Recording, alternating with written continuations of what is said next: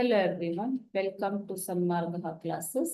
ಮುಂದಿನ ಪ್ರಶ್ನೆ, ವಿವಿಧ ವ್ಯವಹಾರ ಸಂಘಟನೆಗಳ ಹುಟ್ಟು ಎಂಬಂತಹ ಚಾಪ್ಟರ್ ಇಂದ ಹಿಂದೂ ಅವಿಭಕ್ತ ಕುಟುಂಬ ವ್ಯವಹಾರ ಸಂಸ್ಥೆಗಳ ಮೇಲ್ವಿಚಾರಣೆ ನೋಡಿಕೊಳ್ಳುವವರನ್ನು ಏನೆಂದು ಕರೆಯುತ್ತಾರೆ? ಹಿಂದೂ ಅವಿಭಕ್ತ ಕುಟುಂಬಗಳ ವ್ಯವಹಾರ ಸಂಸ್ಥೆಗಳಲ್ಲಿ ಮೇಲ್ವಿಚಾರಣೆ ನೋಡಿಕೊಳ್ಳುವವರನ್ನ ಏನೆಂದು ಕರೆಯುತ್ತಾರೆ ಅಂತ ಕೇಳಿದ್ದಾರೆ.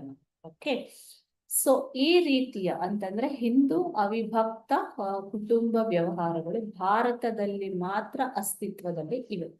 ಇವು ಹಿಂದೂ ಕಾನೂನಿನ ಪ್ರಕಾರ ಜಾರಿಗೆ ಬರುತ್ತೆ. ಸೊ ಯಾಕೆ ಭಾರತದಲ್ಲಿ ಮಾತ್ರ ಅಸ್ತಿತ್ವದಲ್ಲಿವೆ ಅಂತಂದ್ರೆ ಇವು ಹಿಂದೂ ಕಾನೂನಿನ ಪ್ರಕಾರ ಜಾರಿಗೆ ಬರುವಂತದ್ದು. ಏನಾ, ನಿರಂತರವಾಗಿ 3 ತಲೆಮಾರುಗಳ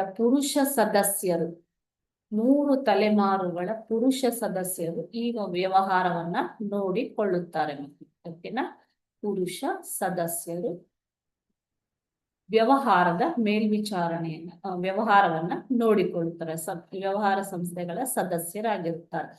ಆದರೆ ವ್ಯವಹಾರವನ್ನ ಮೇಲ್ವಿಚಾರಣೆ ನೋಡಿಕೊಳ್ಳುವ ವ್ಯಕ್ತಿಯನ್ನ ಕರ್ತ ಎಂದು ಕರೆಯುತ್ತಾರೆ. ಸೊ ಎಲ್ಲಾ ಪುರುಷ ಸದಸ್ಯರು, 3 ತಲೆಮಾರಿನ ಪುರುಷ ಸದಸ್ಯರು ಈ ಒಂದು ಹಿಂದೂ ಅವಿಭಕ್ತ ಕುಟುಂಬ ವ್ಯವಹಾರ ಸಂಸ್ಥೆಗಳ ಸದಸ್ಯರು.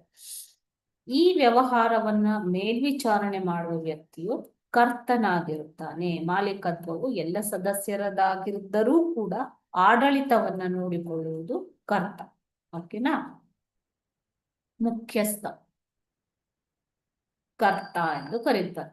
ಕರ್ತನ ಹೊಣೆಗಾರಿಕೆಯಲ್ಲಿ ಅಪರಿಮಿತ, ಅನ್ಲಿಮಿಟೆಡ್ ಆಗಿರುತ್ತೆ. ಇದರ ಜೊತೆಗೆ ಇತರೆ ಸದಸ್ಯರ ಹೊಣೆಗಾರಿಕೆಯು ಅವರು ಮಾಡಿರೋ ಬಂಡವಾಳದ ಪ್ರಮಾಣಕ್ಕೆ ಸೀಮಿತವಾಗಿರುತ್ತದೆ. Okay, thank you.